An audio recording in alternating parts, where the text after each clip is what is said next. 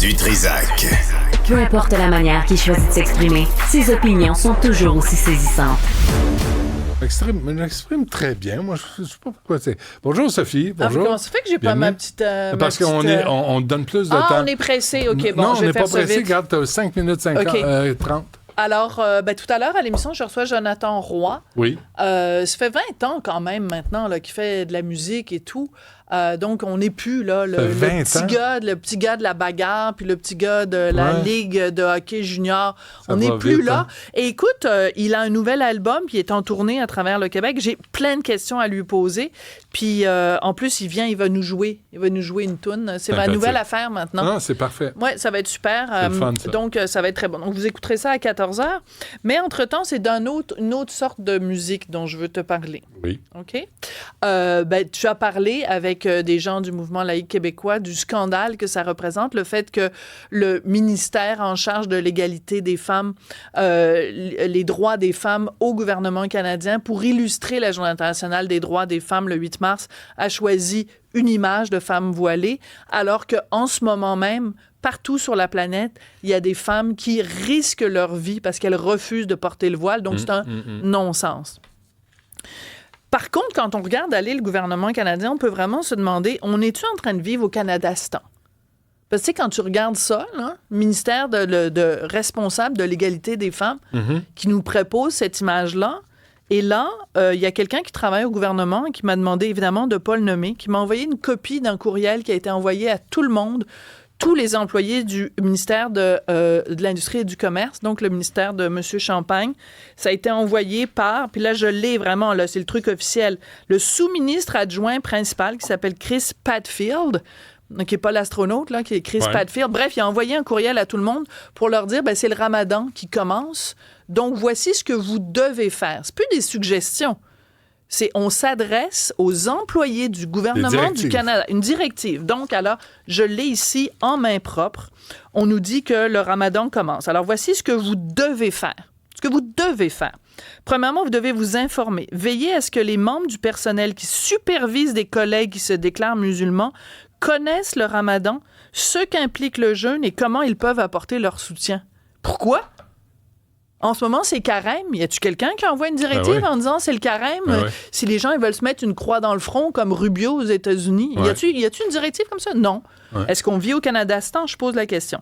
Deuxième point qui est dans le courriel officiel envoyé par le sous-ministre adjoint. Ne faites pas de suppositions pour des raisons personnelles. Tous les musulmans n'observent pas le Ramadan de la même manière. Le niveau d'observance peut varier en fonction des croyances personnelles, des traditions culturelles et des considérations de santé. Ben oui, savez-vous quoi? Il y a des musulmans, ils font pas le Ramadan.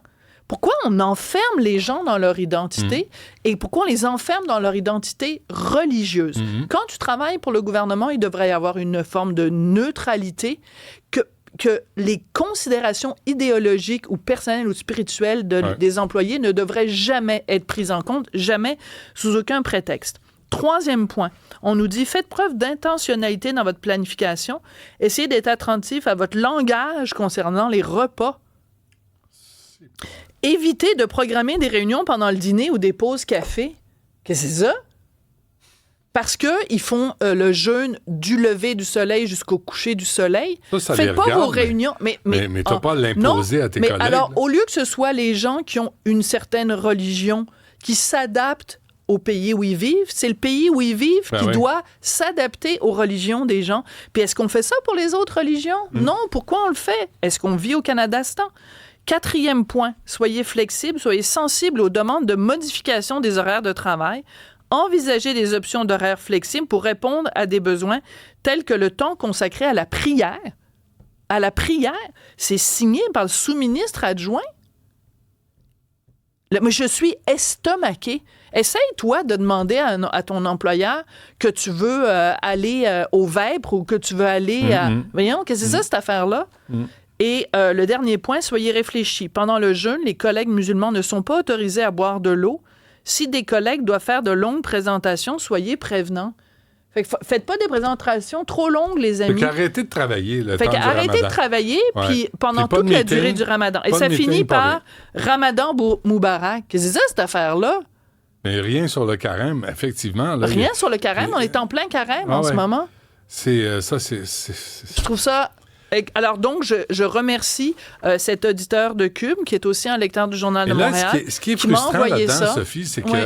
qu'on lit ça, on l'apprend, mais là, on frappe un mur parce que tu peux pas négocier ça avec personne au gouvernement Trudeau. C'est un acquis, là. T'es devant un fait accompli. C'est comme ça que ça se passe. Alors moi, je lance une invitation parce que c'est signé donc le sous-ministre adjoint, un autre sous-ministre adjoint et une dame qui s'appelle Hélène Payette. Sais-tu c'est quoi son titre? Elle est championne du comité sur l'inclusion. D'abord, c'est une mauvaise traduction de l'anglais parce que champion, ça veut dire quelqu'un qui est en faveur de quelque chose. Mais là, c'est une championne. Je suis pas sûre que je l'appellerais championne. On va lui donner une médaille. Merci, Sophie. On t'écoute à 14h.